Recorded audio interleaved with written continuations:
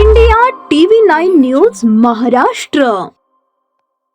दिवसभर आपण सोलापूर शहरात होतात. विविध ठिकाणी नगरसेवकांच्या भेटी देखील आपण घेतलेल्या आहेत. कुठल्या कुठल्या पक्षाच्या नगरसेवकांच्या भेटी घेतलेल्या आहेत काय सांग? ते सगळ्याच पक्षाच्या नगरसेवकांच्या भेटी घेतलेल्या आहेत. जसं मी पहिल्या दिवशी तुम्हाला सांगितलं, जी आदर्श शक्ती आहे या लोकशाहीमध्ये, त्या सगळ्यांना भेटलोय मी काल. पहिल्या दिवशी आपण म्हणतो की 16 मतापासून मी सुरुवात करते, त्याला पालकमंत्र्यांनी उत्तर दिलं की ते 500 पासून सुरू करतात. त्याचा अर्थ 500 मत त्यांच्याबरोबर आहेत आत्ताच, असं त्यांचं म्हणणं आहे. काय उत्तर असतं यांचा आकडा त्यांनी नक्की ठरवावा. कधी 600 म्हणतायत, कधी 500 म्हणतायत, त्यांचा संभ्रम त्यांनाच विचारा.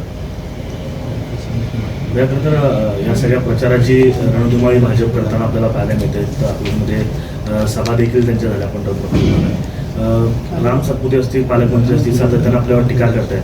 पालकमंत्र्यांचं असं म्हणणं आहे की संपलेलं कुटुंब होतं आणि त्याला देवेंद्र फडणवीसांनी उभं केलं आणि ज्या कुटुंबाला उभं केलं ते आज बेईमानी करतायत. लोकशाही आहे, सगळ्यांना बोलण्याचा अधिकार आहे. परंतु मला हे समजत नाही, या सोलापूर जिल्ह्यामध्ये कुठलंही इलेक्शन लागलं, मोहिते पाटील उमेदवार जरी नसले तर मोहिते पाटलांवर टीका करणं सोडून दुसरं काहीच जमत नाही. इलेक्शन कशाचे, त्याच्या विकासाच्या मुद्द्यावर बोललं गेलं पाहिजे, त्याच्यावर कोण बोलतच नाही. त्यांची मर्जी. आम्ही आमचा विकास काय करणार आहे, लोकांना काय देणार आहे, मतदारांना कशा पद्धतीनं त्यांच्या प्रभागामध्ये कामं केली जाणार आहे, त्यांना कशा पद्धतीने मदत केली जाणार आहे, याच्यावर आम्ही आमचा प्रचार करतो. यांचा मात्र वैयक्तिक ह्याच्यावर चालू आहे सगळं. आणि हे जी टीका आहे की मोहिते पाटील कुटुंब संपलेलं होतं आणि त्याला फडणवीसांनी उभं केलं, हे म्हणणं कितपर्यंत योग्य?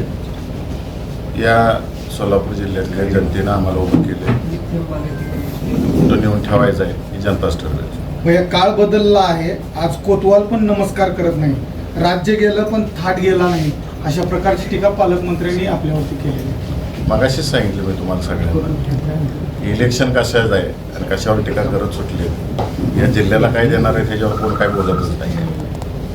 पण थेट अशा प्रकारे टीका करतायत की कोतवाल देखील नमस्कार करत नाही, म्हणजे कुठंतरी वेगळ्या पद्धतीनं ही निवडणूक जाते असं वाटत नाही. त्यांची संस्कृती दाखवून देते.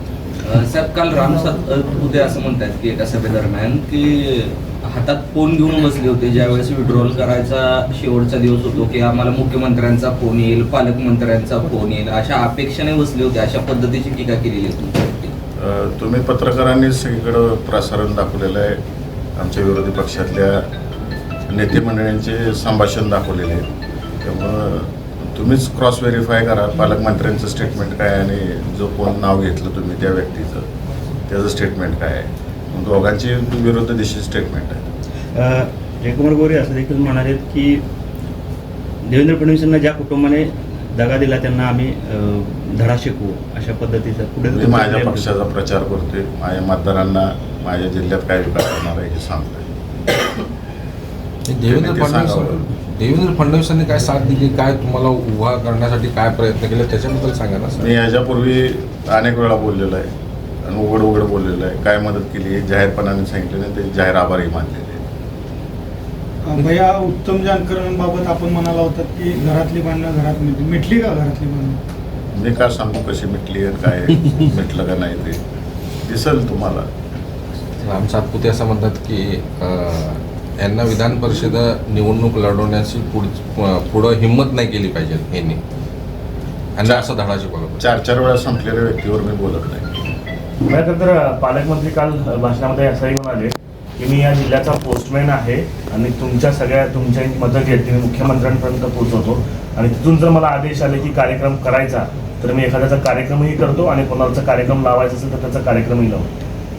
ते पालकमंत्री आहेत का पोस्टमन आहेत हे त्यांनी ठरवावं. भैया, खरं तर आपल्याच गटाचे आणि आपल्या पक्षाचे आमदार आहेत करमाळ्याचे, त्यांनी जाहीरपणे पाठिंबा जो आहे तो भाजपला दिलेला आहे. काय नक्की कारण आहेत? कारण अर्ज भरायच्या वेळेस सुद्धा ते होते, त्यानंतर जाहीर बैठक घेऊन त्यांनी पाठिंबा सुद्धा दिलेला आहे नारायणबा पाटलांनी. त्यांनाच विचारलेलं बरं आहे मला विचारण्यापेक्षा. माझे मतदार माझ्या बरोबर आहेत, मतदारांबरोबर मी काम करतोय. त्यांचे म्हणजे जेडपी सदस्य आहेत त्यांचे काही किंवा जे पंचायत समिती ते सुद्धा त्या बैठकीत होते आणि कुठेतरी ते आपल्यापासून त्यांनी फारकत घेतली आहे का आणि याचा परिणाम आगामी लोकसभेवर होईल का? 600 अदृश्य मतदार माझ्याबरोबर आहे.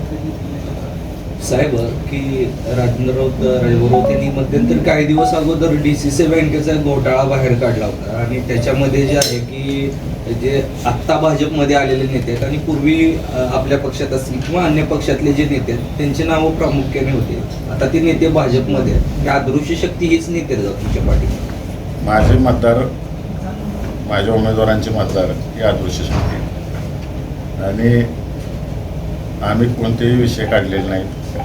आम्ही दुसऱ्या मुद्द्यांवरही इलेक्शन लढत नाही. स्थानिक स्वराज्य संस्थे जे आहेत त्या मुद्द्यांवरही इलेक्शन लढतो. त्यामुळं कोणाला कुठल्या गोष्टी आम्ही न बोलता काय लागत असेल तर त्यात आम्ही जबाबदार नाही त्याला. ही निवडणूक जी आहे ती जिंकल्यानंतरनं पहिली सभा जी आहे विजय सभा ती मी अकलूजच्या चौकामध्ये घेणार आहे अशा प्रकारे आणि त्याच वेळेस मोहिते पाटलांना उत्तर देणार असं उमेदवार राजेंद्र राऊत म्हणतात. लोकशाही आहे, स्वागत आहे त्यांचं अकलूजमध्ये. याच्यापूर्वी अनेक पक्षांच्या अनेक मोठ्या नेते मंडळींच्या सभा अकलूजला झालेल्या आहेत आणि अकलूज हे फार विचारवंत गाव आहे. लोकशाही मार्गाने यावं, त्यांना जे काय करू वाटते ते करावं, आमचं ना म्हणणं नाही आहे. ह्याच्यापूर्वी आदरणीय प्रमोद महाजन साहेबांची सभा झालेली आहे अकलूजला, पवार साहेबांच्या झालेल्या आहेत. अगदी जुनं सांगायचं झालं तर देशाचे माजी पंतप्रधान चंद्रशेखर साहेबांची पण अकलूजला सभा झाली. अकलूजला ह्या गोष्टी नवीन नाहीत. अनेक पक्षाचे अनेक लोक येऊन अकलूजमध्ये सभा गाजवून गेलेले आहेत. आमच्या विरोधातले असतील, आमच्या बाजूचे असतील. अकलूज नेहमी सगळ्यांचं स्वागत करतो. मग या कशा पद्धतीचे मुद्दे घेऊन आपण या निवडणुकीत प्रचार करताय? वन टू वन असा प्रचार होतोय. काय मुद्दे प्रामुख्याने असतील आणि काय सांगतो? आमचे प्रामुख्याने मुद्दे हे आहेत की जो मतदार ह्यामध्ये निवडून आलेला आहे त्याला लोकांनी विश्वास ठेवून निवडून दिलेले हे सगळे मतदार आहेत आणि त्यांना त्यांच्या त्यांच्या प्रभागामध्ये त्यांच्या गावाचा विकास करायचा आहे. आणि हा विकास करत असताना कुठं राजकारणाचा दुजाभाव झाला नाही पाहिजे आणि त्यांच्या हक्काचा निधी त्यांच्या प्रभागामधला असेल, त्यांच्या गावचा असेल, तो मिळाला पाहिजे.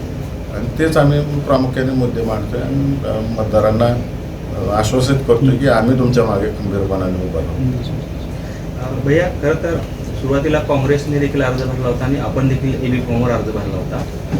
त्यामध्ये भाजप कुठेतरी स्ट्रॅटेजिकली चुकली का? कारण काँग्रेसचा अर्ज बाद झाला आणि आता त्यांच्या दयाची हड्डी बनले राष्ट्रवादी, असं कुठे चित्र आहे का? कारण तुलनेनं काँग्रेस त्यांना सोपी होती. मात्र आता राष्ट्रवादी जे आहे ते ग्रामीण भागात जास्त संख्याबळ असलेलं आहे आणि ग्रासरूटला आहे. त्यामुळे भाजपला अडचणीचं ठरतंय का? हे त्यांनाच विचारायला लागलं अडचणीच ठरतंय का काय? कारण का एवढं पाशवी बहुमत आहे असं सांगतात ते, एवढं घाबरून का पळायला लागली? स्वतःच्या मतदारांवर विश्वास नाही असं दिसतंय. सुभाष देशमुख असं म्हणालेत की भाजपकडे अदृश्य शक्ती आहेत आणि ह्या सर्व शक्ती आमच्यासाठी काम करतील. हा औपरोधिक टोला होता भाजपच्या नेत्यांना की काय वाटतं? मी पाहिली नाही, सुभाष देशमुखांची मुलाखत पाहिली नाही, त्यामुळे मी त्याच्यावर मत व्यक्त करणं योग्य नाही. MIMची भूमिका काय आहे तुमच्या बाजूने? महाविकास आघाडीच्या बाजूने आहे काय? मी सगळ्याच मतदारांना भेटतोय आणि पॉझिटिव्हिटी दिसून येते सगळ्या मतदारांची. आपली व्यथा बडबडून मांडतायत माझ्यासमोर, त्यामुळं चांगला प्रतिसाद आहे. सत्ताधारी पक्षातले पण नगरसेवक म्हणतात उत्स्फूर्त त्या भेटी झाली, भरपूर भेटी झाल्या आणि आजही घेणार आहे.